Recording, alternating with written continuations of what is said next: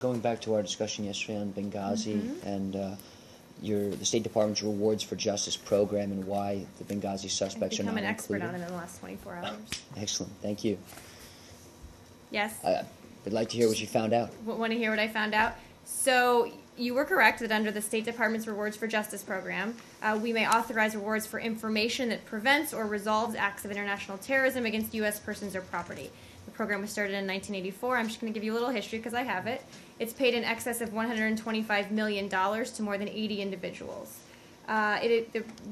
People are put on this list through an interagency rewards committee, includes intel and law enforcement. The deliberations of the committee are classified. You asked specifically about Benghazi.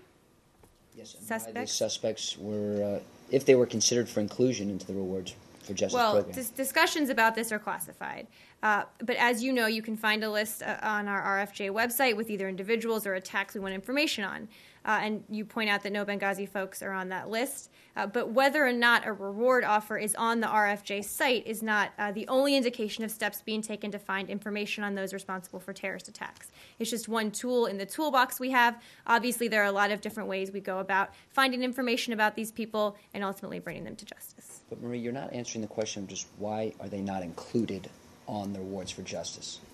Well, there's a process that goes into this. And it's an interagency process. Those deliberations are classified, so I'm not going to be able to get into those. But again, it's not the only indication that it's important to find them and bring them to justice, which is, I think, the heart of what your question is actually getting at. Well, I spoke to somebody who used to run the program, said it's actually pretty easy to put suspects on the list. And so the question of why they're not already on the list a year after the attacks, I think bears fruit. Well, it's an interagency process, and again, I'm going to say the same line again, but it's not the only indication that we're committed to finding information about these people. It's an important program, certainly one that the State Department is proud of, but it's just not the only indication that we're trying to find these people.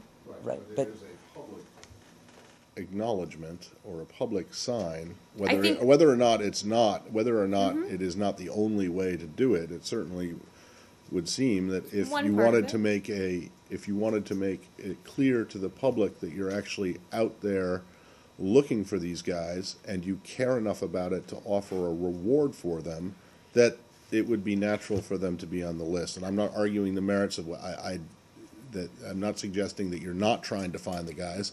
It just seems like this might be an extra tool and in your toolbox of catching them. No? I think you cannot get more crystal clear than when the president Matt, come on. Well, listen, Can I finish my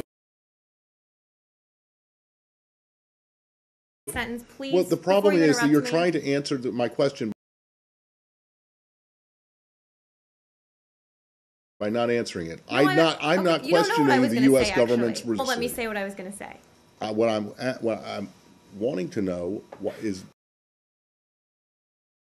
whether or not you agree that putting them on this putting the suspects on this list might be a way to better show or to show further your resolve and your interest in catching. I don't. I think our resolve has been made crystal clear at the highest levels of this government, which is exactly what I was going to say before you interrupted me again. But your critics would say that this is just politics by leaving them off the list. I would reject that notion. The Rewards for Justice program is run by the non-political State Department.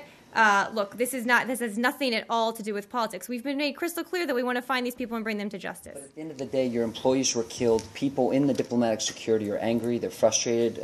One gentleman told me it was weird that they're not on there when I informed him. And I think a lot of Americans and people around the world would say the same thing. I just don't know how more crystal clear we can be that we are committed. And there are a lot of ways to get information about these people. We have an entire intelligence community that works on these issues around the clock.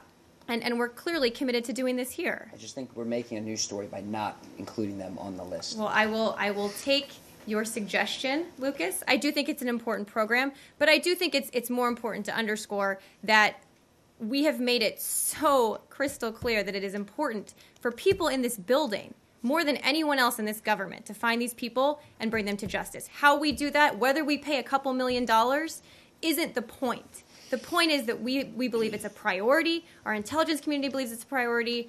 People in this building believe it's a priority. And whether they're on a website or not doesn't change that. Agreed. But lastly, just when You're going to make one more argument for it. Right. Well, okay. when you have people on the list that haven't killed Americans, yet here are clearly suspects, two with Al-Qaeda ties to Al-Qaeda, one a former courier, one a former bodyguard, and they're not on the list. What kind of message are you sending? Precisely. Is it that crystal clear? I would actually argue that because there are folks on the list who have a variety of backgrounds, that it's not indicative of our of all the people we want to bring to justice. It's not fully indicative of that at all, because it's a list that has a variety of people on it, and it doesn't encompass all of the folks we want to bring to justice. I still for don't think exactly you that answered the reason. question, though, that why they aren't on the list. It's not about being crystal clear, your resolve. Like, how about Again, some those proof? deliberations are classified Can about you, why though, people are or aren't on the list. whether keeping in mind the fact that the deliberations are, is it possible, or could you ask if it's possible to find out if they were considered for this? I don't believe I can.